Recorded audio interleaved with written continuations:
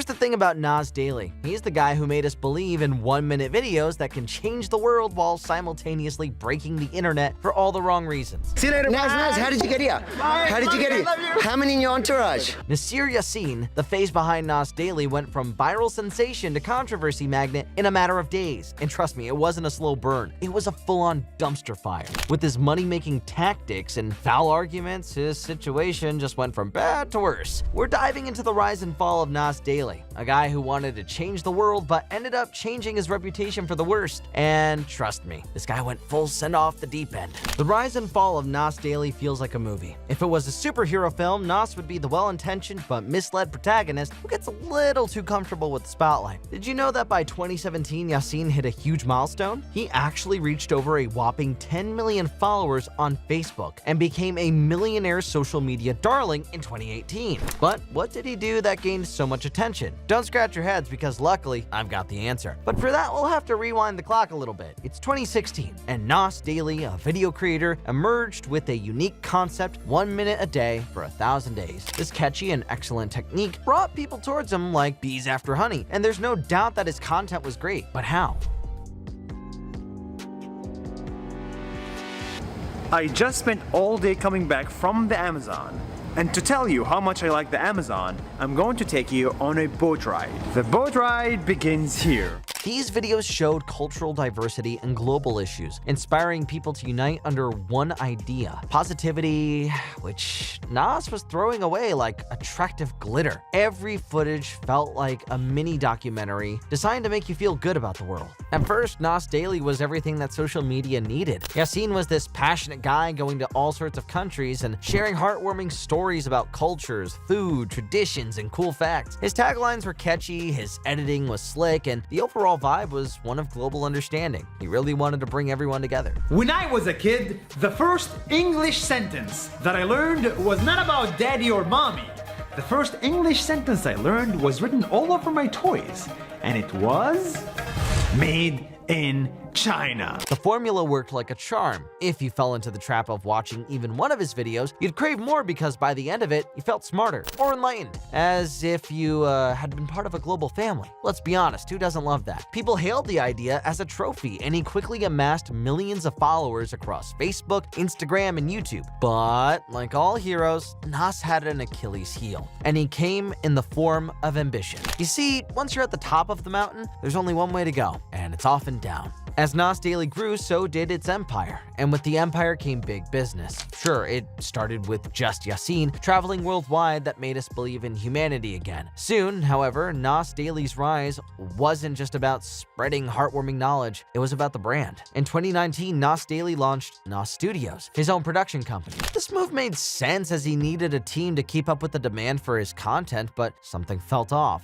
As Yassin started bringing in collaborators and brand deals, the tone of his videos subtly shifted. These were no longer intended to share stories, but to create content that aligned with sponsors and advertisers. One of the incidents highlighted Nas hyping up Changpeng Zhao, the founder and CEO of Binance, as the most humble crypto billionaire. However, it turned out that Zhao was actually involved in money laundering and was later sentenced to prison for the act. Most people started feeling that Nas Daily's videos were becoming as if they were scripted to a fault. That's when the water started to get murkier. Critics claimed that Nas wasn't doing so much cultural exploration anymore, as he was doing it for the money. One of the viewers stated, "At first when I watched this video, I was thinking, oh, this is going to be a normal Nas video, till I found out that he later exploited her." Yikes. But these accusations were actually based on one big controversy that threw Nas off his feet. 3 years ago, Nas was proudly talking in a video about a 103-year-old woman in the Philippines who made tattoos. The video was posted and encouraged by everyone who saw it. However, there was one thing that none of them knew about. The description of the video stated, "What's even better is that we convinced Wang Od to become a teacher." So, she's now officially teaching at Nas Academy. It seemed as if Nas Daily had launched a program in collaboration with the renowned Filipino tattoo artist Wang Od, the last living Mamba Batak from the Kalinga tribe in the Philippines. He said that he asked the old woman to sign a contract to teach the art. However, she did not know what she actually had signed up for. Things quickly went south when Wang Od's family and the Kalinga community expressed their anger over the collaboration. They argued that Nas Daily had exploited Wangod's image and traditional art for profit. The backlash was intense, with many accusing Nas of cultural appropriation. In response, Nas Daily and Nas Academy faced a storm of criticism, eventually leading them to cancel the program. Nas later apologized, but the damage had been done, leaving many fans questioning whether his brand had become more about self-promotion than about spreading cultural awareness. But here was where his big empire had just started crumbling like a pack of cards blown by the wind. Nas Daily's clash with Luis de Guzman Mabulo and the Cacao Project was like watching a reality check unfold in real time. When Mabulo saw the old woman getting exploited by Nas, she made a post that went viral all over social media, making people fire questions like bullets. What had happened was that in 2019, Nas visited their cacao farm to share its story and its efforts to help local farmers, or so it seemed. According to Mabulo, Nas was more interested in clickable, viewable content than the actual work they were doing. She claimed Nas didn't show much respect for their culture or practices, and worse, seemed to look down on them as if he was doing them a favor by shining a spotlight on their farm. Mabulo went further, suggesting that Nas's approach to their project echoed a neo-colonialist narrative. She accused him of taking advantage of the Filipino people's need for foreign validation just to make his content more appealing. Basically, Nas was seen as the guy who's all about the clicks, but not really about understanding or respecting what was going on behind the scenes. Thus, her words hit harder than a plot twist in a soap opera. Nas, a so-called cultural ambassador, was peddling neo-colonialism for clicks. He's just traveling to different parts of the world like he's Christopher Columbus or something. And honestly, it's the same pattern we've seen before. Nas swoops in, makes it all about him, and leaves the real heart of the story to get lost in the hype. You could almost hear the neo-colonialism alarm ringing as Nas kept pushing for more views, with little regard for what the people he was covering actually wanted. Next up in the controversy department is the 100 Countries in 100 Days challenge. Roll your eyes with me because this was an iconic misstep in Nas Daily's career. This challenge sounded like a logistical nightmare, but at first glance it seemed harmless. A passionate content creator traveling the world to show us different cultures seemed like a big wow, but nope. First off, let's talk about the environmental disaster. The whole thing seemed to forget that flying from one country to another every day isn't exactly green, and that's when the hypocrisy hit hard. Yassine, who'd spent so much of his time talking about global issues, somehow missed the irony of promoting sustainability while racking up a ridiculous carbon footprint. Fans and critics alike were quick to call him out. When journalist Avi Yemeni confronted him, Nas ducked away faster than a cat avoiding a bath. Or when the Fresh and Fit podcast dodged Abba and Preach. We know about those YouTube controversies. In May 2022, Avi Yemeni caught up with Nas one day and asked him a simple question. Nas couldn't answer satisfactorily. In fact, he couldn't answer at all. He just ran away like a scaredy cat. Can you believe that? Agenda, you push a lot of these agendas, these woke agendas, but here, what's But the my carbon? friend, we've done more for climate change than you have. Here? What have you done? We've done. How did you get here? We've done more for How climate change did than you you get have. here? How did you get here? Okay, see you later. Naz, how did you get here? How did you get here? How many in your entourage? How'd you get here? What's your carbon footprint? Many called out the clash, and both creators decided to meet up for a debate. In every logical question of Avi, Nas could just growl, grumble, or groan. His lack of justification for his actions, or even following basic manners, was a big question for his audience. Disproven factually. On that, I have to, because you say it's not true, but the fact is, if I can show you where the WEF themselves promote that idea. Fans that once loved him and posted comments like, "Love this guy, he speaks so much truth," and "Thank you, Nas, for inspiring a lot." He was now receiving ones like, "Nas's arguments essentially boiled down to trust the experts and don't ask questions." And Avi did a better debate since he provided facts, yet Nas just tried to find a way to back up his answer. With so many controversies driving him down to a pit, seeing his downfall is as satisfying as the last bite of the dessert, right? By 2024, Nas Daily's reign had come to a screeching halt. He was the guy that flew too close to the sun and plummeted like a dropped call. And now, as he faces the consequences of his controversial actions, it's hard to see a path to go back to the glory days. But hey, the satisfying downfall was inevitable because his intentions were not pure. Not pure at all. What do you say to that? Let us know in the comments down below. Thanks for watching. See you soon. Is Zach King's magic losing its magic? From viral sensations to billions of views, Zach King's digital magic once left us spellbound. But in a world of endless scrolling and copycat creators, is the king of visual illusions running out of tricks? For over a decade, Zach King has reigned supreme in digital magic. His mind-bending illusions have garnered billions of views across multiple platforms, turning him into a social media sensation. But as the short-form content market becomes increasingly saturated, even kings can find their crown slipping. Here, the question arises, is Zach King's magic losing its magic? Let's find out. Zach King's journey to digital stardom began long before he became a household name. Born on February 4th, 1990, in Portland, Oregon, King's fascination with filmmaking and visual effects started at the age of 7. Armed with nothing but a home video camera and an insatiable curiosity, young Zach began creating his own films, enlisting his 3 younger sisters as reluctant actors. This early passion for visual trickery laid the foundation for King's future empire. However, his path to success was not without its obstacles. In a twist of fate that would shape his entire career, King was rejected from Biola University's film program. For many aspiring filmmakers, this rejection might have been a dream-crushing blow. For Zach King, it was the catalyst that pushed him forward towards a different kind of storytelling, one that would take place not on the silver screen, but on millions of small screens across the world.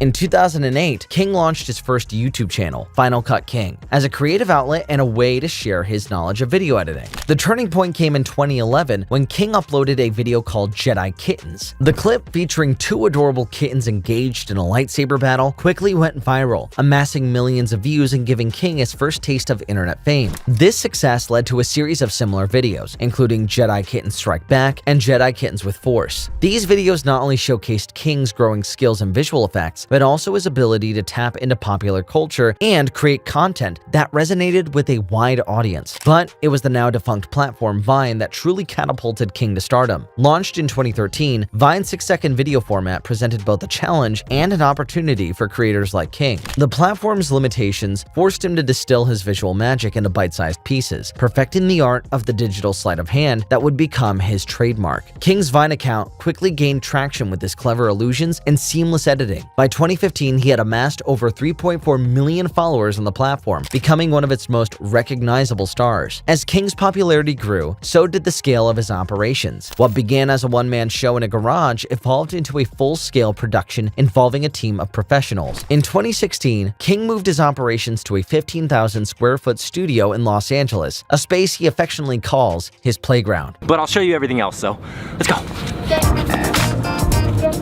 As King's popularity grew, so did the complexity and ambition of his videos. What began as simple 6-second Vines evolved into more elaborate productions. During his time on Vine, King perfected the art of the 6-second illusion. These early videos were characterized by their simplicity and reliance on clever editing tricks. The constraints of the platform forced King to be creative, resulting in some of his most iconic and memorable illusions. After Vine's demise, King successfully transitioned to other platforms, particularly Instagram and YouTube. This period saw an increase in production values and video length. King began incorporating more narrative elements into his videos, telling mini stories in 15 to 60 seconds. He also started collaborating with other creators and brands, expanding the scope of his content. With the rise of TikTok, King found a new platform that suited his style of visual magic. His TikTok videos often blend his signature illusions with popular trends and challenges, showcasing his ability to adapt new formats. The platform's duet and stitch features have also allowed King to interact with his audience in new ways, sometimes incorporating fan reactions into his videos. While short-form content remains King's bread and butter, he has occasionally ventured into longer formats. In 2016, he competed on The Amazing Race with his wife Rachel. He has also created longer YouTube videos, including behind-the-scenes looks at his creative process and collaborations with other creators. No, we gotta go through that tape.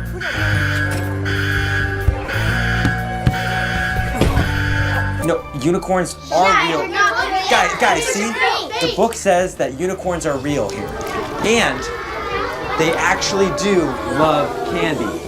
With great success online comes a larger load of tension, as you have to be innovative all the time to get new ideas. As we step into Zach King's 15,000 square foot studio in Los Angeles, we're immediately struck by the scale of his operation. This space, which King affectionately calls his playground, is a testament to his success, but it also highlights a crucial challenge. How do you maintain the spark of innovation when you're no longer a scrappy creator in a garage, but the head of a content creation machine? It's bringing back that idea of what I got excited about as a kid. King says, gesturing to the elaborate sets and props surrounding us. But as we observe the team at work, a question lingers. Is this excitement translating into genuinely new ideas, or just bigger versions of the same old tricks? King's journey went from solo creator to the head of a large production team mirrors the evolution of many successful content creators. But this growth comes from its own set of challenges. As fans expect each video to be bigger than the last one, with the full team to support, there's pressure to maintain a consistent output. And with more at stake, there may be reluctance to experiment with radically new ideas. There's no room for error, King has said about his more complex productions. We only have one of these dollhouse miniatures that's rigged to fall over, so once I crash into it, we have to use that take. In the world of social media, content creators are at the mercy of ever-changing algorithms. For King, this means constantly adapting his content to suit the preferences of platforms like TikTok, Instagram, and YouTube. An audience member on TikTok is going to scroll through quicker, so he needs to grab their attention a little faster. However, this need for immediate impact may be pushing King towards more spectacular, but ultimately shallow content. Moreover, the pressure to feed the algorithm's insatiable appetite for new content can lead to a quantity over quality approach. Perhaps the biggest challenge to King's continued relevance is the very influence he's had on the digital content landscape. His success has inspired countless imitators, leading to a market saturated with similar visual tricks and illusions. The social media feed is kind of a dark place. It can be from that dark place. King's mission is to brighten things up, bringing a little more wonder into the world 15 seconds at a time. But in a feed filled with King-inspired content, he has to become a victim of his own success, lost in a sea of imitators. This is the good old ice bucket challenge.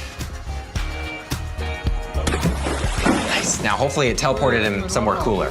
To remain relevant in the ever-changing world of digital content, creators must continually evolve. We've seen this with YouTube stars who've successfully transitioned to long-form content, podcasts, or even traditional media. But King seems to be doubling down on the format that made him famous. For us, we want to do longer stories, King has hinted. It's finding the right story and developing that, because for a long time, I was like, well, to tell a long story, we need 2 years of time. But the internet doesn't have 2 years of time. This acknowledgement of the need for evolution is promising, but as of now, we've yet to see a significant departure from King's established formula. So is that King's magic losing its magic? The answer, like one of King's illusions, is not as straightforward as it might first appear. Yes, there are signs of creative stagnation. The wow factor that once characterized King's every post has diminished as audiences have grown accustomed to his style and imitators have flooded the market. But to say that King has lost his magic would be an overstatement. He continues to create content that engages millions, and his technical mastery is undeniable. What we're witnessing may not be the end of King's reign, but rather a crucial moment of transition. The true test of King's enduring magic will be his ability to evolve. Can he find new ways to surprise and delight his audience? Can he push beyond the boundaries of the genre he helped create? Only time will tell.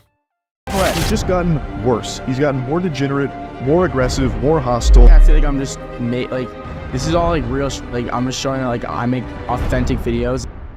Once hailed as the prince of YouTube pranks and challenges, Jack Doherty now finds himself in the crosshairs of criticism, his every move dissected and debated in the court of public opinion. But who is Jack Doherty, and what led to his meteoric rise and subsequent fall from grace? Join us as we unravel the enigma of this polarizing figure and explore the stories that have come to define his online persona. From eyebrow-raising pranks to boundary-pushing antics, Jack Doherty appears to be hurtling down the path to infamy, with each new video stirring up a whirlwind of drama. Viewers are left speechless as Doherty's latest stunts push the limits of acceptability, blurring the line between entertainment and outright recklessness. Watch your language, there's kids around here. I didn't say any curse words. What'd I say? Just watch your language. What'd I say? You got a stupid shirt on over there. Yeah. Your kids can't read, though. What are you talking about? Your kids can't read, can they? I'm sure your kids watch. Get away from me. You started talking to me, buddy. Get away from me. You get away from me. Watch your kids. Go walk away. The fallout has been nothing short of explosive. Fans, once loyal followers, have turned against him, flooding comment sections with outrage and condemnation. But it doesn't stop there. Fellow creators appalled by Doherty's behavior have joined the chorus of disapproval, calling him out for his blatant disregard for ethical boundaries. But I would argue that he hasn't matured a day since then. There is no way Jack looks like the cool kid in any of this. He might be one of the biggest losers I've ever seen. And yet amidst the chaos and condemnation, Doherty remains unapologetic, doubling down on his controversial content and refusing to acknowledge the harm it may be causing. Well, this begs the question on everyone's mind. Can Jack Doherty salvage his tarnished reputation, or is he destined to be remembered as YouTube's most reviled creator?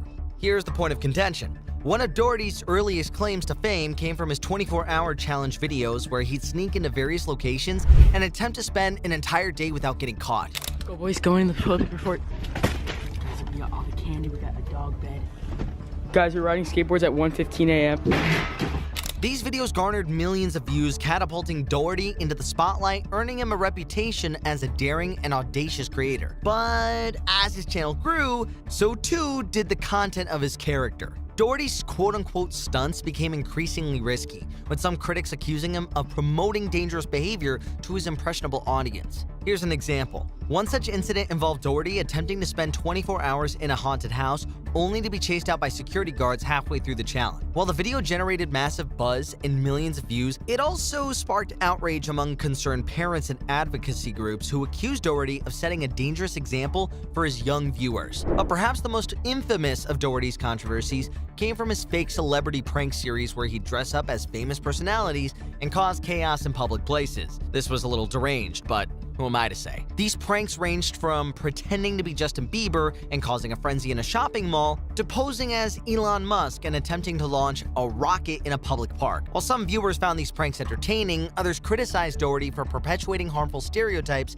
and potentially putting innocent bystanders in harm's way. But despite the criticism, Doherty continued to push the boundary of what was acceptable on YouTube, with each new video only adding fuel to the fire of his growing infamy. As Doherty's channel expanded, so too did the controversy surrounding his content. Let's take a trip back memory lane. His Extreme Pranks Gone Wrong series, you know the one, in which he staged dangerous situations and filmed people's reactions, sparked outrage among viewers and fellow creators alike. I don't care if you're 15. Go to jail. You respect me. All right, and you respect. Oh, hey! Ricky! Ricky! Ricky! Critics accused Doherty of endangering both himself and others for the sake of views, with some even calling for YouTube to act against his channel. In response to the criticism, Doherty defended his content, claiming that it was all in good fun and that viewers should take it with a grain of salt and whatever you say to... This is all like real shit. Like, I'm just showing that like I make authentic videos. You know, disregard any accountability for yourself. But as the controversies continued to mount, Doherty found himself facing a backlash unlike anything he'd ever experienced before. One of the lowest lights in Doherty's career came when he uploaded a video called Craziest Public Pranks Ever, in which he staged a series of elaborate pranks in crowded public spaces. The video, not surprisingly, went viral, garnering millions of views and sparking a heated debate about the ethics of public pranking. While some viewers found the pranks hilarious, others criticized Doherty for potentially traumatizing the unsuspecting participants and causing unnecessary panic. Talk about professional hooliganism. Yeah, that's a real thing. Look it up. The controversy reached a boiling point when several of the participants in Doherty's pranks came forward to reveal the true extent of the emotional and psychological toll it had taken on them. In response to the backlash, Doherty issued a public apology, stating that he never intended to cause harm and that he would be more mindful of the impact of his content in the future. There's two sides to every story, and I think you guys are kind of focusing just on her side. But have you ever apologized to Rachel? I'm 100% willing to apologize to her right now. Rachel, I am sorry for riding my dirt bike by her house. But you know, I'm not surprised that his apology fell short, with critics accusing Doherty of being insecure and only apologizing because he had been caught.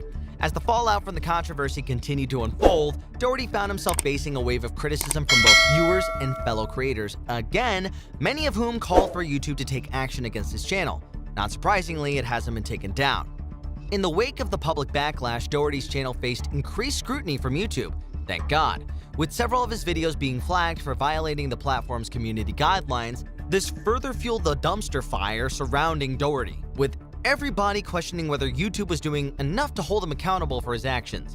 Push your buttons and then get confused when you react. And his content genuinely might be the most pathetic stuff I've ever seen. Truly is just an insufferable asshole to be around. Despite the mounting pressure, Doherty remained defiant, continuing to upload controversial content and engage in provocative behavior both on and off camera. But as all the drama continued to escalate, Doherty found himself facing consequences beyond YouTube, with several brands and sponsors, now what we did during COVID, distancing themselves from him amid the backlash. COVID didn't only apply to COVID, it applied to him too. The loss of sponsorship deals and advertising revenue dealt a significant blow to Doherty's channel, prompting some to speculate whether this would finally be the wake-up call he needed to change his ways. But as the saying goes, old habits die hard. And Doherty's way of garnering millions of views continued to stay as strong as ever. Despite the growing chorus of criticism, Jack Doherty's channel continued to amass millions upon millions upon millions of views, fueling speculation about the impact of controversy and drama and public ethics on YouTube's algorithm. Indeed, the paradox of all this drama on YouTube is that while it may alienate some viewers, it often generates significant engagement and attention, which can ultimately boost a creator's visibility and reach. This phenomenon, known as the controversy effect, has sparked debates within the YouTube community about the platform's role in incentivizing provocative content. And yet, others point to the platform's efforts to promote creator responsibility and crack down on harmful content, suggesting that YouTube is taking steps to address the issue. But regardless of where one stands on the debate, the fact remains, controversy sells, drama brings in views, engagement, death and taxes, as all is in life. And Jack Doherty's channel is a prime example of its power to captivate audiences and stir up the conversation. The rise and fall of Doherty's channel highlights the blurred lines between entertainment and exploitation, as well as the ethical responsibilities that creators bear in shaping the digital landscape. But beyond every bit of talk that surrounds Doherty himself, his story raises broader questions about the role of platforms like YouTube in moderating content and fostering a safe and responsible online environment. As viewers, we must remain vigilant, critically engaging with the content we consume and holding creators and platforms accountable for their actions. And just listen, before I step off my high horse, we must recognize the power dynamics at play in the digital realm, where clicks and views can often overshadow ethical considerations and the well-being of individuals of the public. Moving forward, it is essential that we continue to advocate for greater transparency, accountability, and integrity in online media, ensuring that creators set a standard for the future of everybody involved in social media and content creation. Ultimately, the story of Jack Doherty serves as a stark reminder of the impact that digital content can have on individuals and society as a whole. It challenges us to critically think about our relationship with online media and to strive for a more responsible and ethical digital future. Be sure to subscribe, and thank you for watching. The Royalty Family. Amassing more than 20 million subscribers on YouTube, they're famous for ridiculous clickbait and staging videos, like the time they faked a break-in in their house. All for that sweet, sweet influencer money. Recently, they've been under fire for another controversy. Apparently, their oldest son's real father gave statements about the reality of the family and exposed their manipulative nature where they use Farron for views. So let's dive into the real side of this YouTube family, shall we? The Royalty Family, a YouTube sensation that burst onto the scene in 2017, has carefully crafted an identity deeply entrenched in materialism and self-image. From the get-go, their videos have showcased a family adorned with grandiose titles like King, Queen, and Prince, used unironically even during their interview segments. However, beneath the glitzy exterior lies a controversial past and a penchant for staged content that begs the question: what's the real story behind the Royalty Family? The Royalty Family has accumulated substantial wealth, primarily fueled by YouTube advertising revenue. Earnings estimates indicate that the family rakes in an impressive $143,000 on a monthly basis, resulting in a net worth approximately about $10.3 million.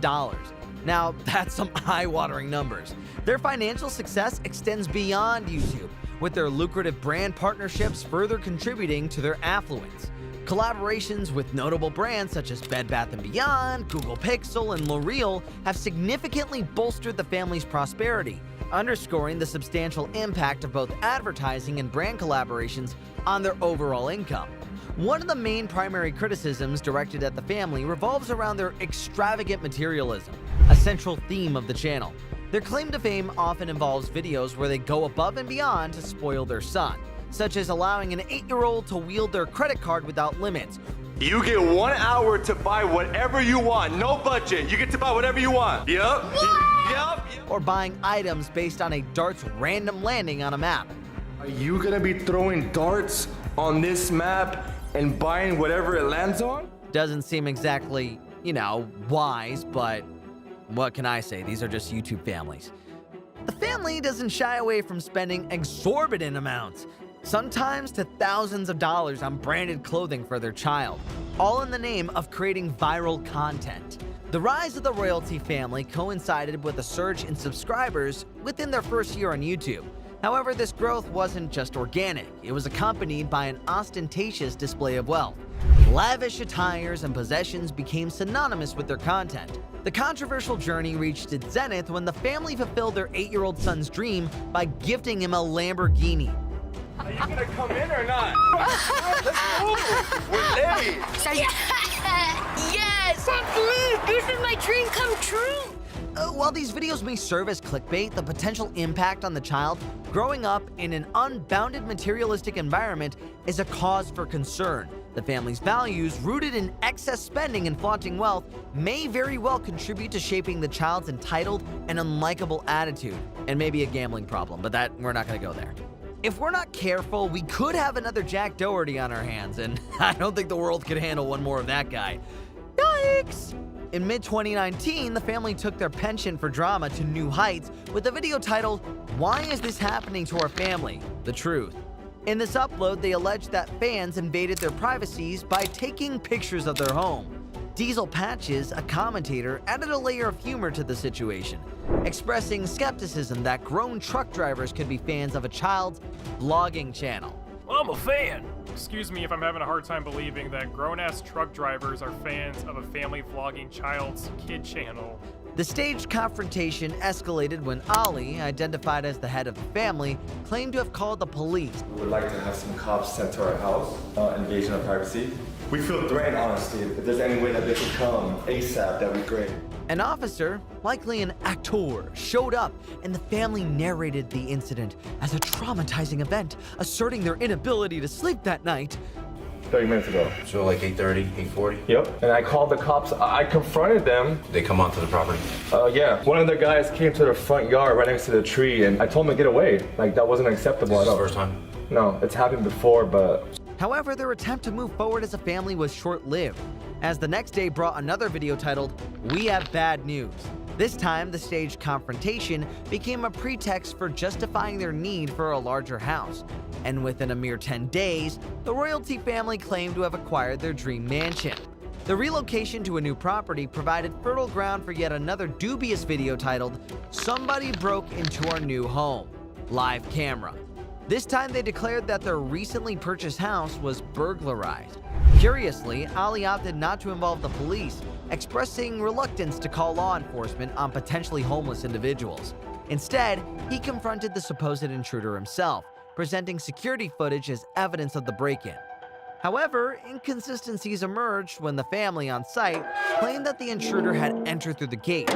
There's just one problem though. This contradicts the footage showing them climbing over a fence. The staged incidents were not isolated, as another one unfolded 4 months later. This time it was real. A genuine break-in occurred at their home, prompting a drastically different reaction from Ali. Now seemingly less compassionate, he immediately called the cops and confronted the intruder, demanding an explanation for their presence. Unlike the staged incident, this time the family did not offer any money to the intruder, but instead called 3 police officers to investigate the empty scene. The stark contrast between the staged and real-life incidents raises questions about the authenticity and motives behind the royalty family's content. As the family staged videos began to unravel, a more significant bombshell dropped in March of 2021. In a video titled, "I Am Not Farhan's Father, Truth Revealed," Ali admitted he was Farhan's stepdad, not his biological father. Ali Cameron, clarifying his role in Farhan's life, affirmed that while he may not be Farhan's biological father, he considers himself a father figure, emphasizing the depth of his love for Farhan. Cameron shared that their bond goes beyond biology, stating, "I treat him like my son. You don't have to be someone's biological dad to be their father figure." Recalling their initial meeting at a restaurant when Farhan was just 3 years old, Cameron described the joy of playing with the toddler and later enjoying a meal with the family. Yeah, so I met Farhan when he was 3 years old. I'm not his biological dad, but I consider myself as his dad. I love him to death. He's amazing. He's like my son. I treat him like my son. You don't have to be someone's biological dad to be their father figure. The connection grew into a profound friendship and a father-son relationship that has endured over the years. Farron, sharing his perspective, recounted the spontaneous encounter at the restaurant, underscoring the unpredictability of life. Ali Cameron, expressing his gratitude for becoming part of their family, acknowledged the transformation that has occurred since their first meeting. This revelation triggered Farron's biological father, Pierre Lapine, to create a GoFundMe campaign, asserting that he had been denied contact with his son for over 4 years. Accusations were hurled at Andrea, Farron's mother, and a YouTuber from the royalty family channel, alleging exploitation and manipulation of their son on social media without consent. The biological father went further, exposing the family's secrets on the Dad Challenge podcast. He revealed that Andrea had fled from her previous life in Colombia as an adult film star. Not a lot of people knew that Andrea was Selena Spice. They didn't know that she was a porn star, so that's all coming out now. Due to dangerous circumstances, contradicting the family's narrative about their meeting. He claimed that Ali and Andrea had not met at a perfect moment in a restaurant, as previously stated, but rather at a gym. Their former relationship took a dark turn involving confrontations, car crashes, arrests, and even vandalism.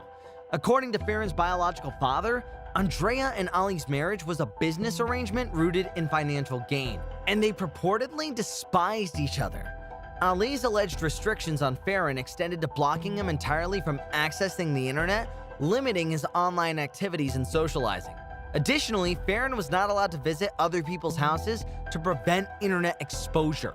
The podcast concluded with Farron's biological father breaking down in tears, offering a glimpse into the grim reality behind the scenes.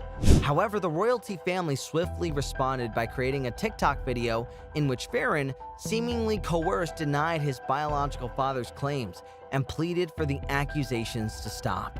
All these lies that he's putting out there about my mom, my family, it's just like so tiring. It's like super annoying. Like all the same King Brown stuff is all nonsense, bro. Like I'm fine, I'm here, I'm living life, bro. Like I don't know, man. I've seen all the videos, all that disgusting stuff that he's doing. It's just, it hurts, man. It hurts to know that that's my dad. Despite these revelations, the royalty family's viewership hasn't diminished. Still, a prevailing sense suggests that the channel may eventually face a significant downfall as the truth continues to unfold. That's it for today. Let us know your thoughts on the famed royalty family. Is there a truth to all these allegations? Till next time, see you in the next one.